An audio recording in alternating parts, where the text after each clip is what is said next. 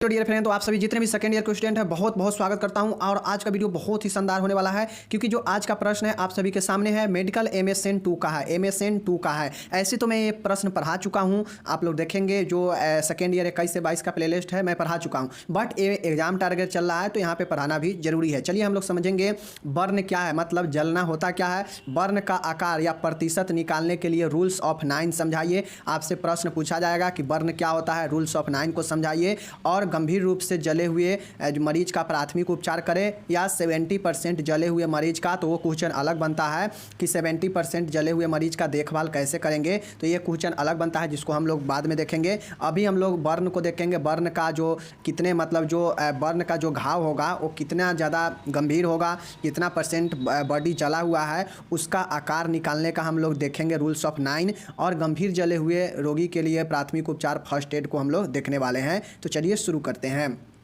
आप लोग को मैं बता दूं, वीडियो शुरू करने से पहले अगर आप लोग को जो है अगर पढ़ना है, इसके अलावा अगर चाहते हैं कि हम खुद से जाके एक बार पढ़ें, तो डिस्क्रिप्शन में आप लोग को जो मैं बता दूं आपको कहां पे जाना है। आपको गूगल में जाके लिखना है RM नर्सिंग लिखना है, RM नर्सिंग। उसके बाद लिखना है डॉट लिखना है, फिर लिखना है ब्लॉग स्पॉट लिखना है, ब्लॉग स्पॉट लिखना है, फिर डॉट देना है और फिर कॉम लिखना है गूगल में। जैसे ही लिखेंगे तो जो पहला पेज जो सर्च होगा वो नर्सिंग ज्ञान से होगा, और नर्सिंग ज्ञान पर क्लिक करेंगे तो आप जो है डेली यहाँ पे वीडियो का PDF वहाँ पे डलता है, आप लोग जाके वहाँ पे डाउनलोड कर सकते हैं PDF, और पढ़ भी सकते हैं खुद से। अगर डाउनलोड नहीं कर सकते हैं तो रिवीजन भी कर सकते हैं। टोटल डेली के डेली वीडियो का PDF वहाँ आपको मिल जाएगा। साथ ही जो कंप्लीट PDF है सेकेंड ईयर का वो भी मिल जाएगा, ऑब्जेक्टिव सब का PDF मिल जाएगा, ओवरऑल सब चीज़ का PDF वहाँ पर मिल रहा है जो डेली वीडियो चलता है। चलिए हम लोग देखते हैं कि जलना होता क्या है, बर्न है क्या। तो देखिए बर्न होता है कि विद्युत प्रवाह या गर्म धातु या जलता हुआ पेट्रोल या कोई ऐसे रासायनिक पदार्थ जिसके संपर्क में आने के कारण जो घाव होगा अथवा उस जगह का जो ऊतक नष्ट हो जाता है, जिससे जो घाव होता है वही बर्न कहलाता है। तो बर्न क्या है, तो बर्न फर्स्ट ईयर में भी पढ़े होंगे कि बर्न जो होता है वो इलेक्ट्रिसिटी के संपर्क में आने से, या कोई गर्म धातु होता है, मेटल होता है, उसके संपर्क। गर्म धातु का मतलब क्या है कि अगर आप खाना जो बना रहे हैं आप उस बर्तन में बहुत अधिक ढका हुआ है, तो उसमें अगर आपका हाथ सट जाता है तो जलता है कि नहीं जलता है, या लोहा बहुत ज़्यादा ढका हुआ है, बहुत ज़्यादा जला हुआ है, उसमें आपका शरीर का कोई भाग सट गया तो जो है चमड़ा सहित जो है खींच लेता है। तो ये सब जो है संपर्क में आने से जो घाव उत्पन्न होता है, जैसे कोई रासायनिक पदार्थ होता है, जैसे कोई जलता हुआ रासायनिक पदार्थ है उसके संपर्क में आइएगा तो उससे भी जल जाइएगा, तो जो जलने से जो घाव होता है वही क्या होता है, बर्न होता है, जलना वही होता है। चीज़ समझ गए। अब जलना का वर्गीकरण, क्लासिफिकेशन ऑफ जो है सेवरिटी ऑफ बर्न इंजरी, मतलब जो जलने का जो गंभीरता है, जलने की गंभीरता का वर्गीकरण, मतलब गंभीरता का वर्गीकरण मतलब हम लोग कैसे इसको जानेंगे कि कौन पेशेंट गंभीर रूप से जला हुआ है, कौन समान जला हुआ है या कौन हल्का जला हुआ है। तो यही जो है वर्गीकरण होता है। तो देखिए प्रथम श्रेणी या ऊपरी तौर पे जला हुआ, देखिए जो प्रथम श्रेणी का होता है, द्वितीय श्रेणी का होता है, और एक है आपका यहाँ पे तृतीय श्रेणी का। तो ये जो है 3 श्रेणी में विभाजित किया गया है।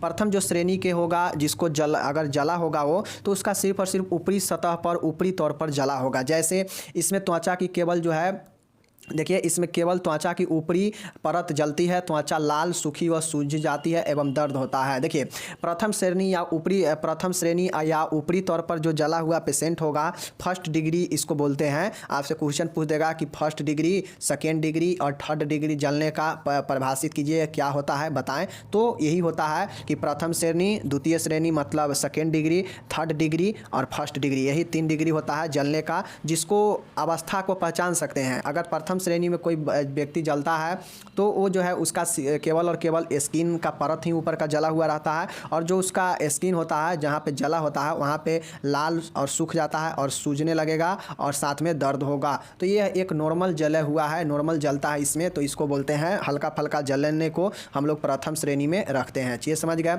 दूसरा श्रेणी है दूसरी श्रेणी, या इसी को आंशिक गहराई वाले घाव कहते हैं। दूसरी श्रेणी में होगा कि इसमें बाहरी त्वचा जल जाएगा, मतलब इसमें जो है बाहरी त्वचा पूर्ण रूप से जल जाएगा, त्वचा लाल व सूज जाती है एवं फफोले पड़ जाते हैं। देखिए जो फर्स्ट डिग्री होता है ना, फर्स्ट डिग्री में हल्का फल्का संपर्क में आने से जो उसका छाप जो झुलस जाता है ना, झुलसना होता है ना, झुलसना क्या होता है कि पूर्ण रूप से आदमी उसमें जलता नहीं है, बस उस संपर्क में आने से, उसके कांटेक्ट में, आग के कांटेक्ट में आने से होता यह है कि वहाँ का जो स्किन होता है लाल हो जाता है, झुलस कर वो सूख जाता है और उसमें जो होता है क्या हो जाता है, दर्द होने लगता है, जिसको हम लोग आम भाषा में छनछनाहट बोलते हैं। तो यही जो होता है प्रथम डिग्री होता है। बट जो सेकेंड डिग्री का होगा, जो द्वितीय श्रेणी का होगा, वो फर्स्ट वाले से थोड़ा गंभीर होगा। इसमें जो स्किन होगा ऊपरी की सतह पूर्ण रूप से जो है जल जाता है, और जल जाता है तो उसमें जो है फोड़ा हो जाता है और उसमें पानी भर जाता है, और यही जो है सेकेंड डिग्री का होता है। इसमें जो होगा वो आंशिक रूप से गहराई होता है घाव में। चीज़ें समझ गए।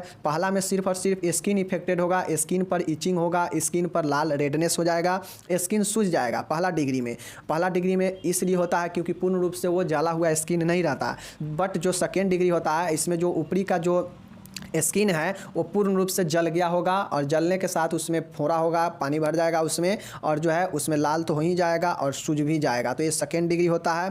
तृतीय डिग्री में होता है कि जो जला हुआ पेशेंट होता है वो पूर्ण रूप से जल जाता है। उसका जो है इसमें बाहरी त्वचा के साथ साथ आंतरिक ऊतक भी पूर्णतः क्षतिग्रस्त हो जाते हैं, जैसे पेशिया, तंत्रिका एवं अस्थि त्वचा काली या भूरी पड़ जाती है। घावों को भरने में अधिक समय लगता है।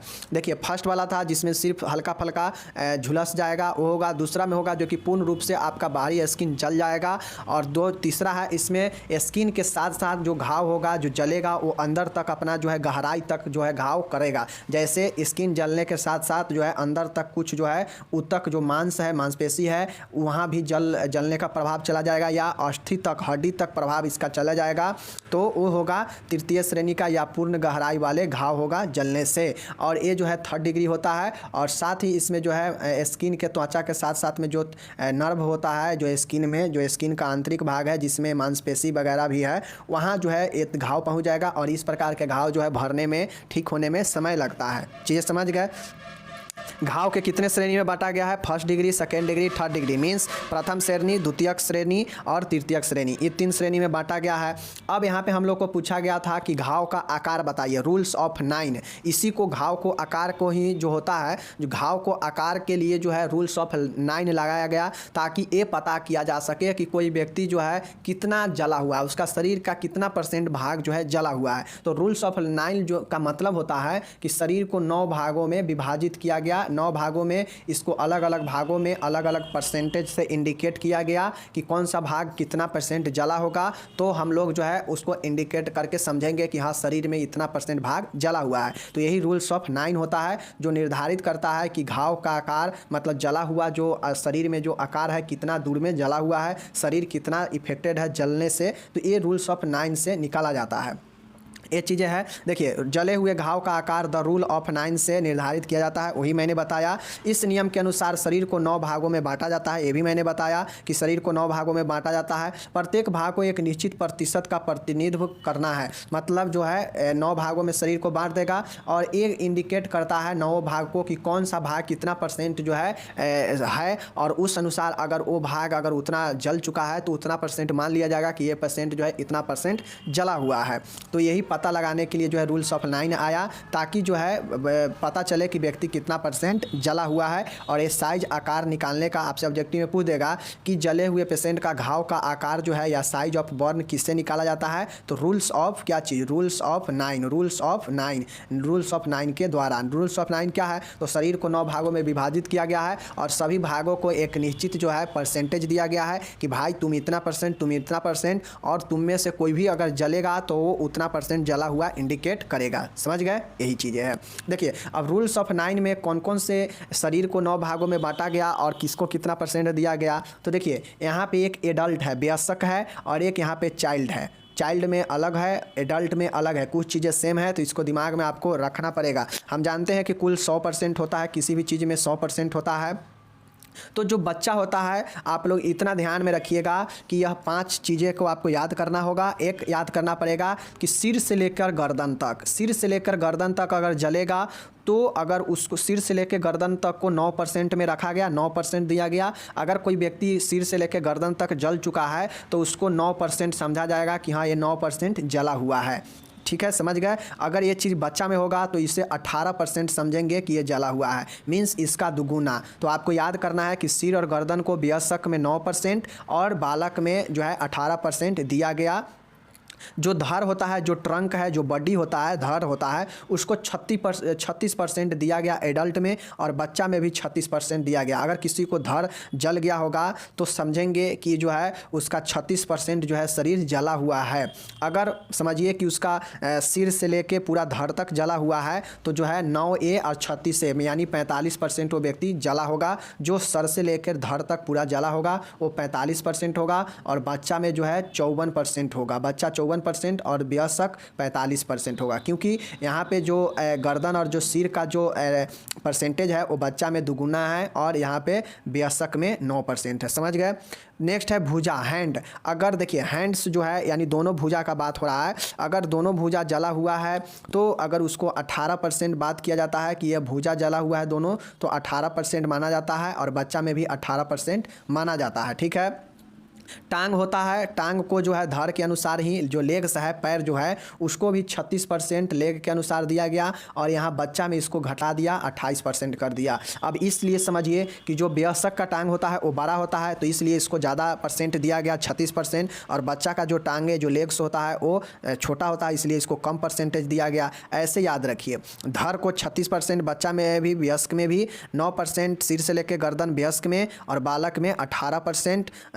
भुजा का बात किया जाए, जो हैंड्स है उसको 18% बच्चा में भी और 18% एडल्ट में भी। 36% टांगे को बता गया वयस्क को और 28% दिया गया टांगे के बालक में, और 1% जो है पेरिनियम मतलब मूलाधार जो होता है वो 1% सिर्फ और सिर्फ वयस्क में दिया जाता है कि जो अगर पेरिनियम जला होगा तो 1% माना जाएगा कि व्यक्ति जला हुआ है। तो हम लोग समझ चुके हैं सिर और गर्दन है, धड़ है, भुजा है, टांगे हैं और उसके बाद मूलाधार है। इसको अलग अलग बांटा गया। सिर धड़ वयस्क में बात किया जाए 9%, बच्चा में 18% इंडिकेट करता है। धड़ जो है वयस्क में 36 और बच्चा में भी 36% दिया गया है। भुजा को जो हिस्सा है वो 18% है और बच्चा में भी 18% है। टांगे की बात किया जाए तो वयस्क में टांग बड़ा होता है इसलिए 36% दिया गया है और बच्चा में टांगे छोटा होता है इसलिए 28% दिया गया है, और मूलाधार को सिर्फ और सिर्फ वयस्क को 1% दिया गया है। टोटल मिला के 100 ये हो जाता है और 100 ए भी हो जाता है। तो आपको कंफ्यूज नहीं होता है, यही रूल्स ऑफ 9 होता है। तो आपको अच्छे से जो है इसको याद कर लेना है। रूल्स ऑफ 9 ये बहुत ज़्यादा इंपॉर्टेंट है। तो ये चीज़ें हो गया। अब चलिए, अब मैं यहाँ पे बता देता हूँ अब एक रूल्स ऑफ 9 कैसे निकलता है। अगर कोई व्यक्ति का दोनों हैंड जला होगा, भुजा भी जला होगा, धड़ भी जला होगा और सिर और गर्दन दोनों जला होगा तो जो है 18E और 36E कितना हो जाएगा, 54 हो जाएगा और 9% E हो जाएगा 63%। मतलब ये तीनों जला होगा तो वो व्यक्ति 63% जो है जला हुआ माना जाएगा, यानी 100% में 63% जल चुका है। तो ऐसे ही जोड़ जोड़ के जो है निकाला जाता है, निर्धारित किया जाता है। समझ गए।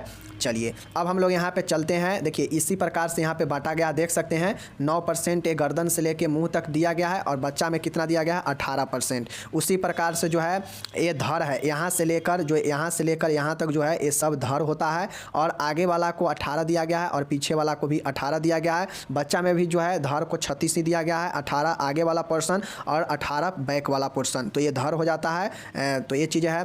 पेरिनियम जो कि हम लोग देखे हैं एडल्ट में 1% वो यहाँ पे दिया गया है। तो ये वाला जो भाग होता है कमर से नीचे आगे का वो 1% है और 36% पैर को दिया गया है। तो 18A और जो है 36% पैर हो गया वयस्क में और बच्चा में 28 था इसलिए दोनों को 14-14 बांटा गया है। उसके बाद दोनों हाथ को 9-9 में डिवाइड किया और ना हाथ जो था वो 18 था तो 9-9 जो है दोनों में डिवाइड कर दिया। तो इस प्रकार से जो है बांटा गया है, देख सकते हैं। चीज़ें हो गया, समझ गए। चलिए अब हम लोग चलते हैं इसके प्राथमिक उपचार में। प्राथमिक उपचार क्या क्या होगा। एक जले हुए पेशेंट को जो गंभीर रूप से जल चुका है उसका फर्स्ट एड क्या किया जाएगा। हॉस्पिटल जाने से पहले होता है फर्स्ट एड। तो उसमें क्या क्या होगा, तो घायलों को दिलासा दे एवं सहारा दे। घायल जो होगा उसको दिलासा दे, मतलब उसको हेल्प करे और उसको जो है विश्वास दिलाएं कि हाँ आप ठीक है, बिल्कुल ठीक हो जाइएगा, ऐसे करके। दूसरा है घायल ने अगर कोई अंगूठी पहना हो, चूड़ी पहना हो, जूता पहना हो तो उसे ध्यानपूर्वक उतार दे, क्योंकि वो हो सकता है जले हुए भाग पर लगेगा तो दर्द होगा पेशेंट को। इसलिए जितना भी एक्स्ट्रा चीज़ पहने हुआ है घायल उसको निकाल देना चाहिए, एक फर्स्ट एड वाला को करना चाहिए।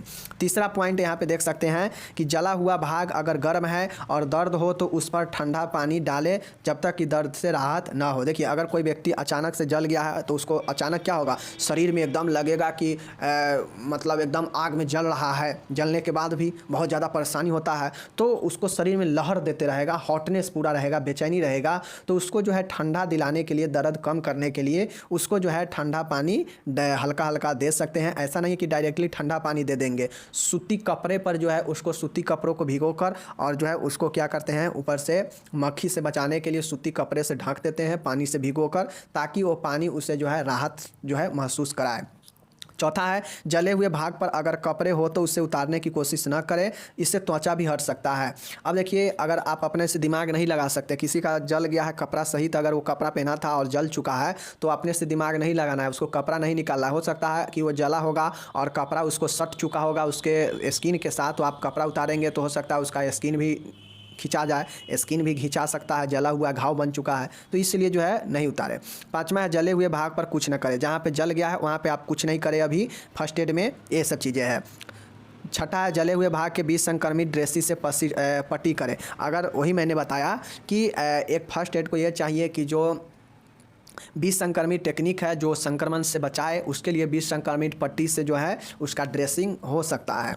सातवां है, आघात का उपचार करें। अब आघात का किस प्रकार का होगा, तो उसके शरीर में पानी का कमी हो जाएगा। पानी क्योंकि जलेगा, जलने पर होता क्या है कि वो सारा अपने अंदर को तरल को सुखा देगा तो उसके शरीर में पानी का कमी हो जाएगा। पानी का कमी हो जाएगा तो जो है उसका आघात लग सकता है। तो ये आघात लगेगा तो उसको आघात से बचाने, शौक से बचाने का जो है काम करना चाहिए, उपचार करें।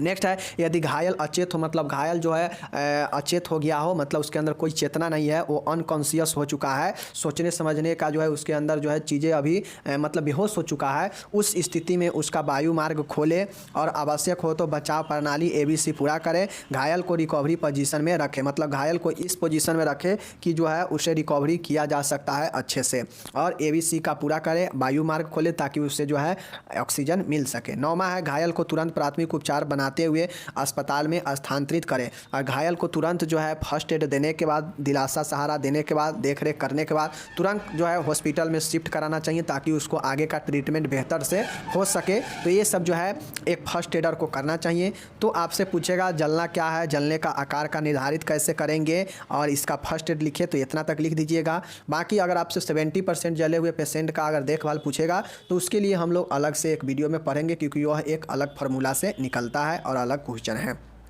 एक चीज़ हो गया। चलिए अब यहाँ पे मैं आपको यहाँ पे बता देता हूँ, देख सकते हैं प्रश्न यहाँ पे आपसे क्वेश्चन पूछा जाएगा कि मेस्टेक्टोमी होता क्या है। देखिए, ये पेस्टेक्टोमी नहीं है, ये मेस्टेक्टोमी है। मेस्टेक्टोमी है, मेस्टेक्टोमी या इसी को स्तन छेदन को परिभाषित करने को पूछेगा, और साथ ही पूछेगा कि जो मेस्टेक्टोमी है, तो मेस्टेक्टोमी जो होता है वो शैल क्रिया से पूर्व और शैल क्रिया से बाद एक मेस्टेक्टोमी वाले पेशेंट को देख रेख कैसे करेंगे बताइए, तो उसके लिए भी हम लोग जानेंगे। तो देखिए, सबसे पहले मेस्टेक्टोमी होता क्या है।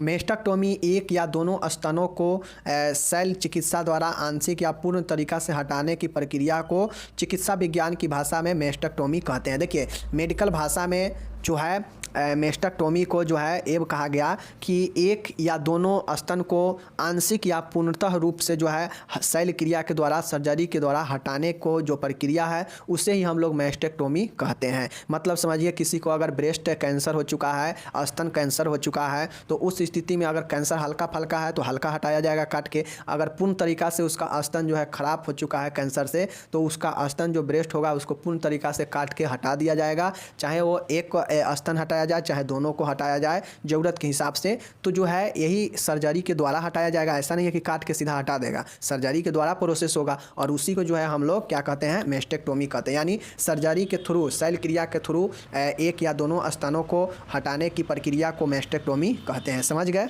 चलिए, अब आपसे पूछेगा कि मेस्टेक्टोमी में मेस्टेक्टोमी के पहले और बाद के नर्सिंग देखभाल बताइए। मतलब मेस्टेक्टोमी होने से पहले और मेस्टेक्टोमी होने के बाद जो पेशेंट होगा उसका कैसे देखभाल करेंगे, इसको बताना है। मतलब प्री ऑपरेटिव और post operative care of mastectomy patient, ये चीज़ें हैं। तो चलिए हम लोग पहले देखेंगे क्या चीज़, कि शैल क्रिया से पूर्व का देखभाल, मतलब प्री ऑपरेटिव केयर को। चलिए हम लोग देखते हैं। अब देखिए मैं नॉर्मली बता देता हूँ कि कोई भी प्री ऑपरेटिव आएगा ना सर्जरी में, तो उसके लिए आप पेशेंट को कैसे तैयार करेंगे, पेशेंट को क्या भोजन देंगे या नहीं देंगे, कौन से दवाइयाँ देंगे, कौन कौन से चीज़ें तैयार रखेंगे ताकि वो सर्जरी में काम देगा, पेशेंट को कैसे तैयार करेंगे, तो ये सब सर्जरी होने से पूर्व की चीज़ें होता है, तो इसलिए जो है पूर्व के देखभाल में लिखेंगे। चलिए देखते हैं। पहला पॉइंट है रोगी की सभी जाँचें एकत्रित की जाती है, बिल्कुल सही है, एवं इन्हें क्रमानुसार एकत्रित करके रोगी की फाइल बनाई जाती है। अब देखिए सर्जरी होने से पूर्व जो है सबसे पहला होता है कि जिस भी पेशेंट को सर्जरी होने वाला होता है उसका पूर्ण डायग्नोसिस होता है, पूर्ण उसका जांच होता है, और उस जांच को जो है देखा जाता है कि पेशेंट में कहीं कोई प्रॉब्लम तो नहीं है, ताकि इससे सर्जरी के दौरान सामना करना पड़े प्रॉब्लम का। इसलिए पूर्ण जो है डायग्नोसिस का जो है उसका किया जाता है, और फिर जो है जाँच को एकत्रित करके एक फाइल बनाया जाता है सर्जरी का, और जो है ये पहला प्रोसेस ये होता है। दूसरा है रोगी को यदि अन्य कोई रोग हो तो उसका उपचार जारी रहता है, जैसे उच्च रक्तचाप, मधुमेह, अस्थमा आदि। अगर कोई पेशेंट को पहले से कोई और बीमारी है जैसे हाइपरटेंशन, उच्च रक्तचाप, मधुमेह मतलब डायबिटीज मेलाइटिस, अस्थमा, तो ये सब अगर पेशेंट को पहले से है तो उसका इलाज जो है कंटिन्यू रहेगा जारी। तो ये होता है, ये सब देखता है, ये सब पहले देखने की बातें होती है, सर्जरी से पहले देखा जाता है, एक नर्स को ये सब देखा जाता है। तीसरा है रोगी की घबराहट को कम करने के लिए सर्जरी के लाभ बताने चाहिए, एवं रोगी एवं उसके विधि संरक्षण से लिखित सहमति प्राप्त करनी चाहिए। अब होता यह है कि बहुत से लोग सर्जरी से डराने लगता है, उसको लगता है कि हमें यहाँ पे चीरेगा, हमें यहाँ पे ये करेगा तो हमको आगे क्या होगा नहीं होगा, तो काफ़ी घबराने लगता है। तो इन सब चीज़ों से जो है उसे जो है प्रोत्साहित करना चाहिए, ताकि उससे लाभ बताए कि इसका ये लाभ है, आपको ऐसे होगा, तो थोड़ा उसके अंदर संतावना आएगा। साथ ही जो है उसके जो भी संबंधी होगा उससे जो है लिखित सहमति पत्र ले ले, ताकि अगर मान गए बाई चांस कोई प्रॉब्लम आएगा तो फिर उसको कोई सामना कोई कानूनी रूप से सामना नहीं करना पड़े मेडिकल टीम को। तो इसलिए जो है ये चीज़ें होता है। हो गया। चौथा पॉइंट है जो कि सर्जरी से पहले का, वो है रोगी के मन में सर्जरी के प्रति शंकाओं को दूर करे। चौथा पॉइंट में होगा कि रोगी के अंदर जो भी शंका, डाउट है सर्जरी के प्रति, उसको दूर करे। और दूर कैसे करेंगे, तो मोटिवेट करके, एक नर्स का ही सब तो काम होता है। पांचवा है रोगी एवं परिचितों को इस ऑपरेशन के करने का कारण, संभावित लाभ एवं जटिलताओं के बारे में भी बताना। अब होता यह है कि मरीज तो है ही मरीज, अब उसके जो साथ आता है वो भी घबराने लगता है, तो उसको भी जो है संतावना देने के लिए उसको भी बताएंगे कि हाँ ये सर्जरी का ये लाभ है, आपका पेशेंट ये सर्जरी होने के बाद बिल्कुल फिट हो जाएगा, ठीक हो जाएगा। तो उसके अंदर जो उसका संबंधी उसके साथ आया है पेशेंट का, उसके अंदर भी थोड़ा जो है एक उत्साह जगेगा। तो ये चीज़ है। छठा है रोगी को जैविक चिन्ह की जांच की जाती है एवं इन्हें नर्स रिकॉर्ड में नोट कर फाइल में रखा जाता है। अब जो होता है कि सर्जरी से पहले जो मरीज होता है उसका वाइटल जो साइन होता है उसको जो क्या किया जाता है हमेशा चेक कर करके एक रिकॉर्ड में रखा जाता है। चीज़ें समझ गए। सातवां है रोगी को प्लास्टिक व रिकंस्ट्रक्टिव सर्जरी के बारे में बताना चाहिए। अब जो पेशेंट है उसको ये चाहिए कि उसे प्लास्टिक और रिकंस्ट्रक्टिव सर्जरी के बारे में बताना चाहिए पेशेंट को। पेशेंट को बिल्कुल तैयार किया जाता है और वो तैयार जो है प्री ऑपरेटिव केयर में ही होता है, ताकि पेशेंट बाद में घबराए ना, पेशेंट को अंदर कोई डाउट ना रहे, पेशेंट को कैसे तैयार करना है सर्जरी के लिए, क्या करना है, ये सारा चीज़ें प्री ऑपरेटिव में ही होता है एक नर्स के द्वारा। सातवां है रोगी को हो चुका है प्लास्टिक और रिकंस्ट्रक्टिव सर्जरी के बारे में बताया। आठवां है रोगी को आवश्यकता अनुसार IV फ्लूइड दिए जाते हैं एवं इनटेक आउटपुट चार्ट भी मेंटेन किया जाता है।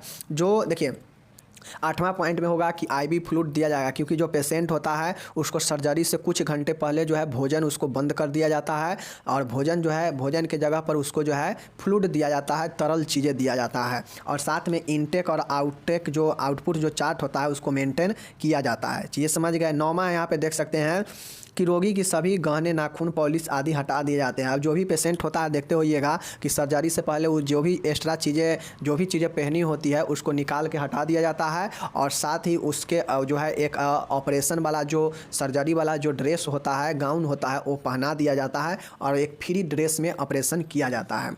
10वां है रोगी को ऑपरेशन थिएटर में शिफ्ट करने से पूर्व रोगी के सर्जरी स्थल को तैयार किया जाता है। अब एक नर्स को ये भी ध्यान रखना पड़ता है कि सर्जरी OT रूम में शिफ्ट करने से पहले एक बार OT रूम को अच्छे से देख ले कि वहाँ पे जो तैयारियाँ हैं, जो सर्जरी में इक्विपमेंट्स वगैरह चाहिए वो है या नहीं है, ये चीज़ें हैं। चलिए, अब अगर आपसे पूछ देगा कि सर्जरी के दौरान, तो सर्जरी के दौरान क्या क्या मदद हो सकता है, तो मरीज का देखभाल होते रहेगा, मरीज का वाइटल साइन चेक होते रहेगा, जो सर्जरी का जो डॉक्टर होंगे, जो चिकित्सक होंगे, उनको मदद किया जाएगा, उनको सामान, सर्जिकल सामान दिया जाएगा, सारे सामान को वहीं पर इकट्ठा करके रखा जाएगा। तो ये सब सर्जरी के दौरान होता है ताकि डिस्टर्ब सर्जरी में ना हो ये चीज़ें के लिए। तो दौरान पूछेगा तो लिख दीजिएगा कि मतलब उस पीरियड में जब चल रहा हो। बट हम लोग को यहाँ पे ज़्यादातर क्वेश्चन जो है प्री ऑपरेटिव और पोस्ट ऑपरेटिव में पूछता है। तो प्री ऑपरेटिव में हम लोग देख लिए कि सर्जरी से पहले क्या क्या होगा, और अब हम लोग पोस्ट ऑपरेटिव देखते हैं। मतलब शल्य क्रिया से पश्चात देखभाल, मतलब शल्य क्रिया अब हो गया है, उसके बाद क्या क्या ख्याल रखा जाएगा एक पेशेंट के द्वारा, तो वो चीज़ें हैं एक पेशेंट को एक नर्स के द्वारा। देखिए, रोगी को रिसीव किया जाता है सर्जरी ओटी से, पोस्ट ऑपरेटिव ऑर्डर चेक किया जाता है। मतलब अब पोस्ट ऑपरेटिव ऑर्डर होता है कि ये जो है सर्जरी के बाद ऑर्डर मिला है, इसको कहाँ पेशेंट को शिफ्ट करना है, क्या करना है, तो ये रोगी को रिसीव करके और ये जो है पोस्ट ऑपरेटिव ऑर्डर चेक किया जाता है सारा इसमें। दूसरा यहाँ पे देख सकते हैं, रोगी को आईवी फ्लूइड इन्फ्यूजन जारी रखा जाता है एवं इनटेक आउटपुट भी चार्ट मेंटेन किया जाता है। देखिए, दूसरा पॉइंट में है कि पहले भी आईवी फ्लूइड देते थे, अब सर्जरी हो चुका है तो ऐसा थोड़ी ना कि सर्जरी हो गया अब उसको भात रोटी चावल खिलाने लगिए, ऐसा नहीं होता। कुछ देर उसको जो है शरीर को स्थिर करने के लिए जो है उसको आईवी फ्लूइड ही, तरल ही दिया जाता है, क्योंकि तरल में ज़्यादा जोर लगाया नहीं जाता है और उसको पोषण भी मिलता रहेगा। तो जो है आईवी फ्लूइड इन्फ्यूजन जारी रखा जाएगा और इनटेक आउटपुट चार्ट जो जैसे पहले था वैसे अभी चेक किया जाएगा, मेंटेन रखा जाएगा। तीसरा है, रोगी को जैविक चिन्हों को नियमित मॉनिटरिंग की जाती है। अब जो वाइटल साइन होता है एक सर्जरी वाले पेशेंट को लगातार जो है इसका मॉनिटरिंग किया जाता है ताकि पेशेंट का कभी जो है रिस्पायरेशन हो, हार्ट बीट हो, पल्स रेट हो, ये सब जो है कभी डाउन या कभी जो है बिल्कुल ख़त्म ना हो, जिससे मरीज को नुकसान होता है। इसलिए वाइटल साइन को हमेशा जारी मॉनिटरिंग किया जाता है। चौथा पॉइंट है, यहाँ पे देख सकते हैं कि चिकित्सक के आदेशानुसार पोस्ट ऑपरेटिव मेडिसिन प्रोवाइड की जाती है, जैसे एंटीबायोटिक किसके लिए, संक्रमण के लिए, एनाल्जेसिक दर्द के लिए, एंटीपायरेटिक्स बुखार के लिए। तो ये सब सीडेटिव्स दवाइयाँ, ये सब दवाइयाँ जो है चिकित्सक के निर्देशानुसार जो है पोस्ट ऑपरेटिव जो है होता है, मतलब सर्जरी के बाद ये सब दवाइयाँ प्रोवाइड कराया जाता है। तो चीज़ें समझ गए। ये सब हम लोग किसके लिए देख रहे हैं, ये सब एक नॉर्मल सर्जरी वाले पेशेंट को जो है ये सब टोटल आप लोग लिख सकते हैं, चाहे वो मेस्टेक्टोमी हो, चाहे वो ट्रेक्डेक्टोमी हो, ट्राइडेक्टोमी में हम लोग देखे थे ना ग्लूकोमा वाले में, तो उसका भी सर्जरी था। तो यही सब चीज़ें होता है। सर्जरी जहाँ आ जाएगा वहाँ पे आपसे पूर्व और पश्चात दोनों पूछ देगा और दोनों में सेम, सभी बीमारी के लिए लगभग सेम होता है लिखना। पाँचवा है कि सर्जिकल साइट पर ब्लीडिंग या हेमेटोमा होने के इसका आकलन करें एवं इसका आवश्यकता अनुसार चिकित्सक को सूचित करें। अब होता है कि जहाँ पे सर्जरी हुआ है जिस जगह पे, वहाँ से अगर ब्लीडिंग निकल रहा है, रक्तस्राव हो रहा है यहाँ पे, या वहाँ पे रक्त का थक्का बन रहा है, तो जो है वहाँ पे तुरंत जो है चिकित्सक को सूचित करें डॉक्टर को। छठा है, रोगी को तीव्र दर्द होने पर एपॉइड एनाल्जेसिक दी जाती है। अगर रोगी को बहुत ज़्यादा तीव्र दर्द हो रहा है तो एपॉइड एनाल्जेसिक दिए जाते हैं। एनाल्जेसिक दर्द का होता है और एपॉइड जब ये तीव्र दर्द होगा तो दिया जाएगा, समझ लीजिए। सातवां है, रोगी के साथ विश्वासपूर्ण नर्स पेशेंट रिलेशनशिप विकसित करना चाहिए। NPR जो होता है, नर्स पेशेंट रिलेशनशिप जो होता है, ये एक विश्वासपूर्ण जो है क्या करे, विकसित करे, ताकि मरीज जो है अपना हर एक दुख दर्द आपके साथ शेयर कर पाए, आप एक नर्स हैं तो। ये हो गया। उसके बाद है, रोगी की अस्पताल से छुट्टी डिस्चार्ज करते समय स्वास्थ्य सलाह दी जानी चाहिए, जैसे धूम्रपान बंद करना, मद्यपान छोड़ना, व्यायाम करना। ये सब जो है अगर कोई पेशेंट अब सर्जरी हो चुका है पोस्ट ऑपरेटिव और कुछ दिन के बाद अगर उसको अस्पताल से डिस्चार्ज करेंगे, छुट्टी करेंगे, तो स्वास्थ्य का सलाह, हेल्थ टॉक भी उसको देंगे कि भाई आप धूम्रपान बंद कर दीजिएगा, मद्यपान छोड़ दीजिएगा, व्यायाम कीजिएगा, जिससे आपका हेल्थ ठीक रहे। तो एक नर्स का काम होता है कि जब पेशेंट जाने लगे अस्पताल से तो उसको हेल्थ के बारे में कुछ चीज़ें बता दे। सकारात्मक जीवन शैली जीना, नियमित फॉलो अप, सही समय पर दवाई लेना, ये सब बताना चाहिए।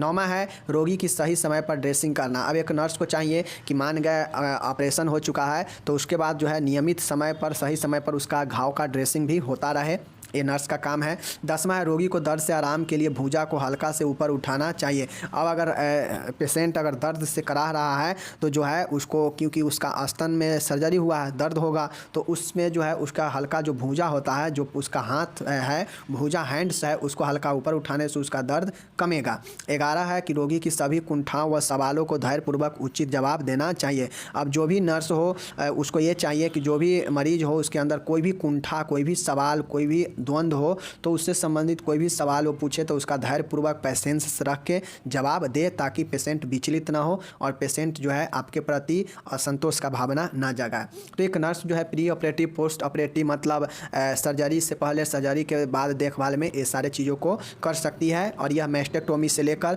और सारे जो भी सर्जरी होगा उसमें आपको काम देगा। तो आप लोग ये मत कहिएगा कि ये मैस्टेक्टोमी के लिए हमने बताया और फलाने के लिए पूछ देगा, सर्जरी के लिए प्री ऑपरेटिव और पोस्ट ऑपरेटिव, तो वहाँ पे नहीं लिख पाइएगा। आप इतना जान गए, इसी से सब लिख दीजिएगा जो भी पोस्ट ऑपरेटिव और प्री ऑपरेटिव में पूछेगा। फिलहाल हम लोग मिलते हैं अगले वीडियो में, तब तक जय हिंद, नमस्कार।